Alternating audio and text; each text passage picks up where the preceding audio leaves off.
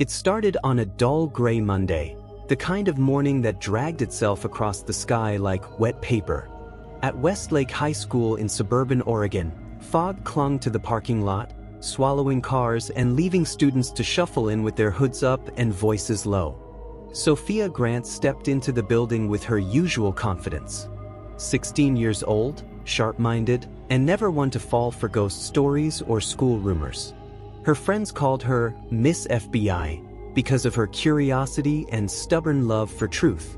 But nothing she'd uncovered for the school paper had prepared her for what would happen next. First period English was where it began. Ms. Riley, their usual teacher, was unexpectedly absent. Family emergency, the office secretary had said. But the replacement? That's what set off the first red flag. His name's Mr. Alton, Principal Monroe had announced during morning announcements. He'll be covering for Ms. Riley in room 213. Please welcome him. Sophia raised an eyebrow. Room 213? Nobody used that room.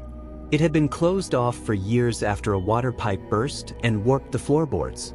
It sat at the far end of the second-floor hallway, right next to the old janitor's closet nobody touched. Some kids joked it was cursed. Mr. Alton, they learned quickly, didn't just step into Ms. Riley's shoes. He brought an entirely different energy with him. He was tall and thin with skin so pale it looked powdered. His eyes were a dull gray, like cement that had long since dried. His suit was brown and outdated, and his shoes clicked sharply on the hallway floor like a metronome with perfect timing. He smiled, but the smile didn't reach his eyes. When Sophia and the rest of the class entered room 213 that morning, it felt wrong. The air was thick, like the windows had never been opened. The overhead lights flickered twice before staying on. Desks were lined perfectly, not a single chair out of place.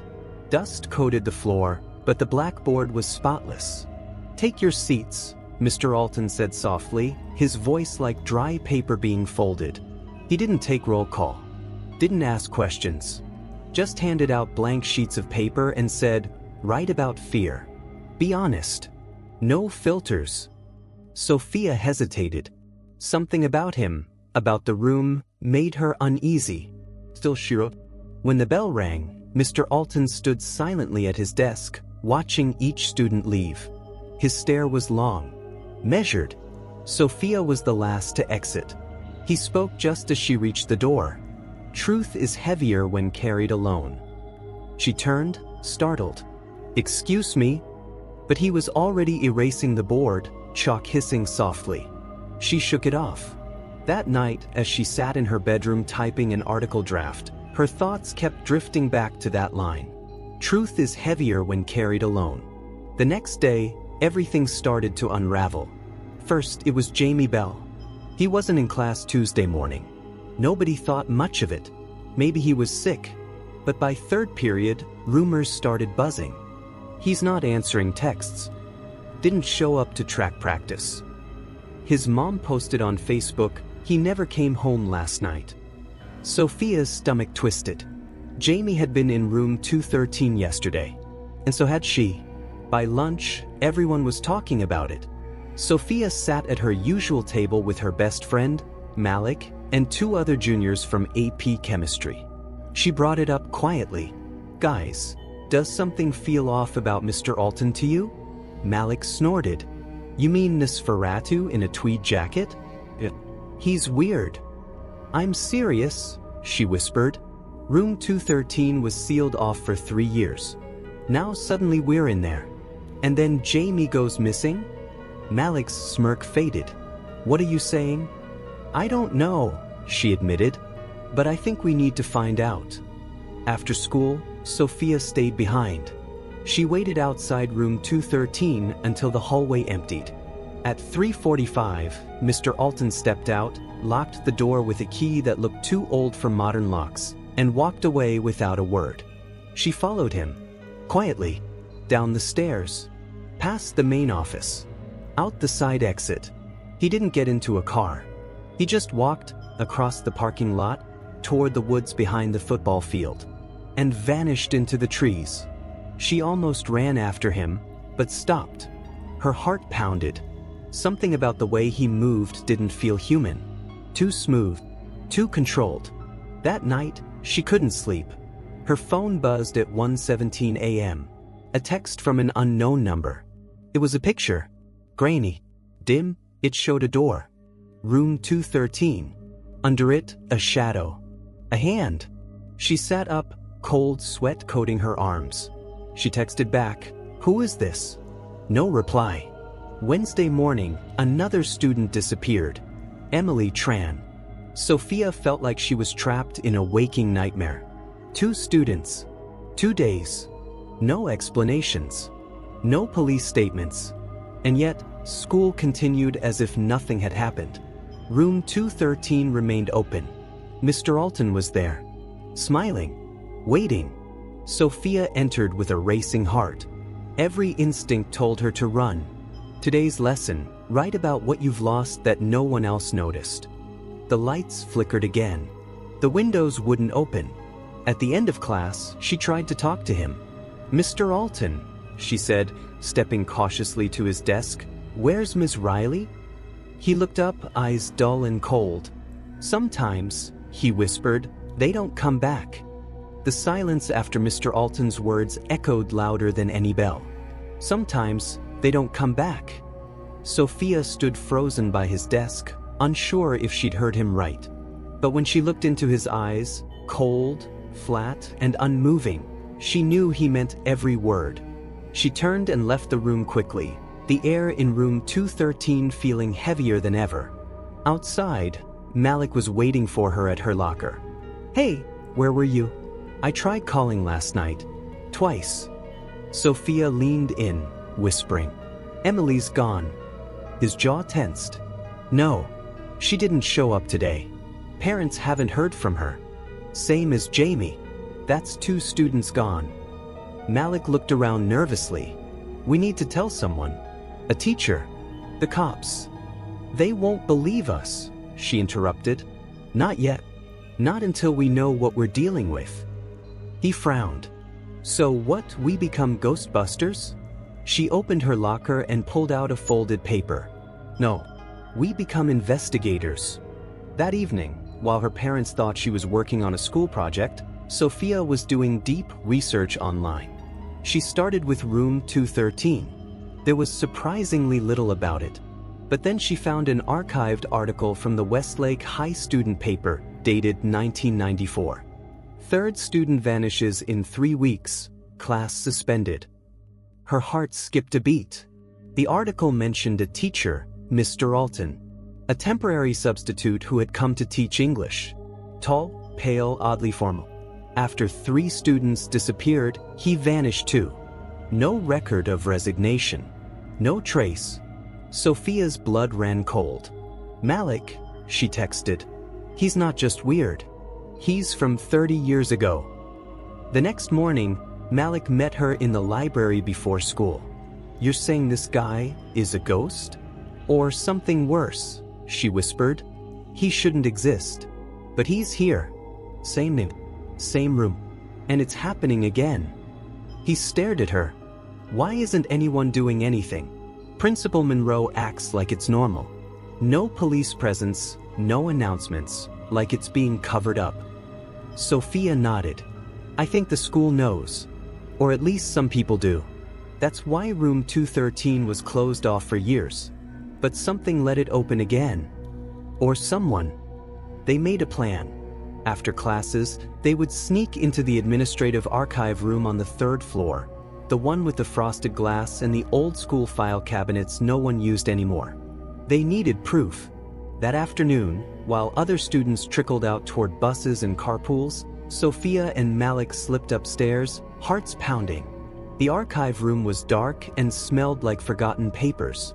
Rows of gray metal cabinets stood like tombstones. Malik found the staff drawer and started flipping through manila folders. "Got him," he whispered, pulling out a thin, yellowed file labeled Alton W. The folder was nearly empty.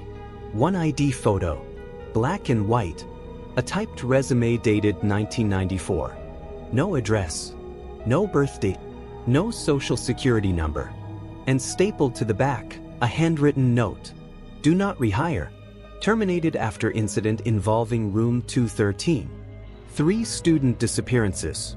No resolution. File closed. Sophia took a photo of everything. Then Malik froze. Do you hear that?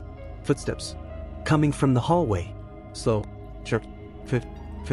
Just like Mr. Alton's shoes. They hid behind the open cabinet, holding their breath. The door handle turned, but it didn't open. Just a pause, and then silence. 10 seconds passed. Then 20. Then the door creaked open. Sophia peeked out. No one. She exhaled, trembling. We need to go. Now. That night, she had the dream. She was sitting in room 213. Alone. The lights flickered, and the walls pulsed like they were alive. The desk in front of her melted into the floor. The windows turned black.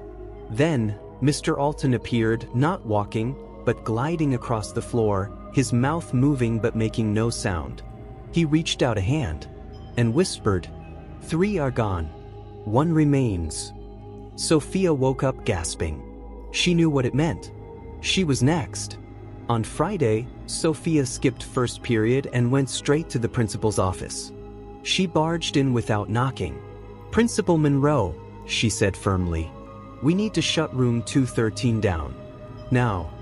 He looked up, startled. Excuse me? I know who Mr. Alton is. He taught here in 1994. Same name, same room. 3 students disappeared. I have the file. Monroe's face drained of color. I know what you're trying to protect, but I'm not staying silent while students vanish. He stood slowly. You shouldn't have gone into the archive.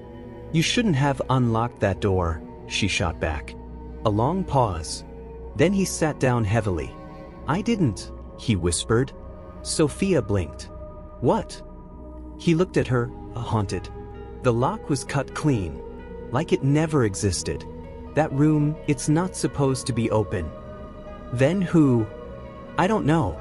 But whatever is inside room 213, it's been here longer than I have. And I've worked at Westlake for 29 years. Sophia's hands curled into fists. Then help me stop him. Principal Monroe hesitated, then nodded once. Meet me after school, he said. We're sealing it for good. 3:30 p.m. The halls were empty. Rain began tapping against the windows. Sophia and Monroe stood outside room 213. He held a crowbar and a roll of yellow caution tape.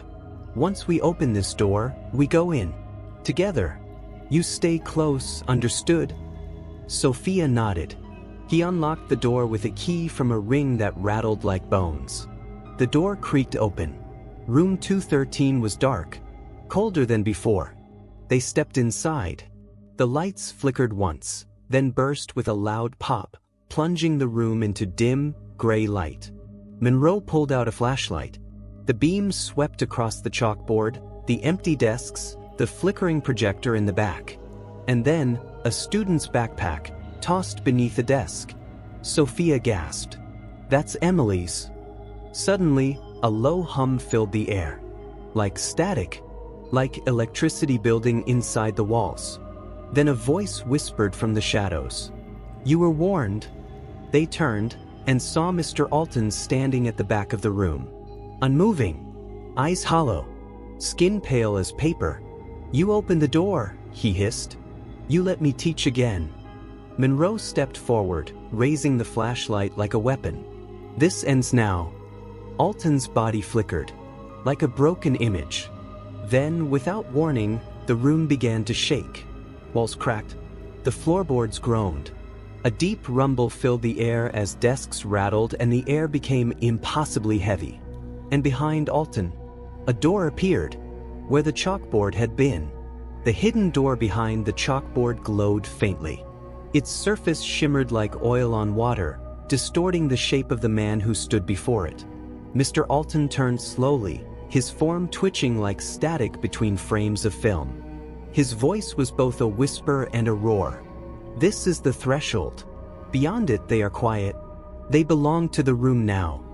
Sophia felt her legs buckle, but Principal Monroe placed a steadying hand on her shoulder. "Where are the missing students?" he demanded, stepping forward, his voice steady but strained. "Jamie, Emily, where are they?" Mr. Alton tilted his head, eyes hollow. "Still writing. Still learning. I am the lesson." The door behind him began to creak open. A deep black void pulsed beyond it. Cold air rushed out in waves, carrying whispers, faint echoes of laughter, weeping, pages turning. Sophia clutched the flashlight tighter. "We have to shut it," she whispered. "We can't let it stay open." The floor groaned beneath their feet as if the room itself resisted the idea. Alton stepped aside, one hand gesturing toward the blackness. "Enter, if you truly seek truth." Monroe looked at Sophia. "I can't ask you to do this." "You're not," she said. "I'm asking myself." Without another word, she stepped through the door. The first thing she noticed was the silence. Not empty silence, but suppressed. Like sound existed but refused to rise above a whisper. She stood in a corridor of black stone, lined with flickering gas lamps that cast long, shaky shadows on the walls. Down the corridor were rows of desks, old-fashioned wooden ones, with students sitting at each one, unmoving. Sophia walked forward, heart pounding. She recognized them. Timmy, Emily, a third boy she didn't know. All of them sat still, eyes glassy, pencils scratching paper in slow, mechanical motion. Each one was writing the same thing. "I will not forget the truth. I will not forget the truth. I will not forget." Sophia stepped up to Jamie and touched his arm. He didn't react. She turned to Emily. "Emily? It's me. Sophia." Emily blinked once. Her hand stopped moving. For a moment, the air trembled. Sophia grabbed her wrist. "You're not stuck. You're dreaming. Wake up." From the shadows behind them, Mr. Alton's voice slithered forward. "They came seeking meaning. I gave them discipline, purpose, a place free of distraction, a classroom that never ends." Sophia stood, placing herself between the students and him. "You're not a teacher.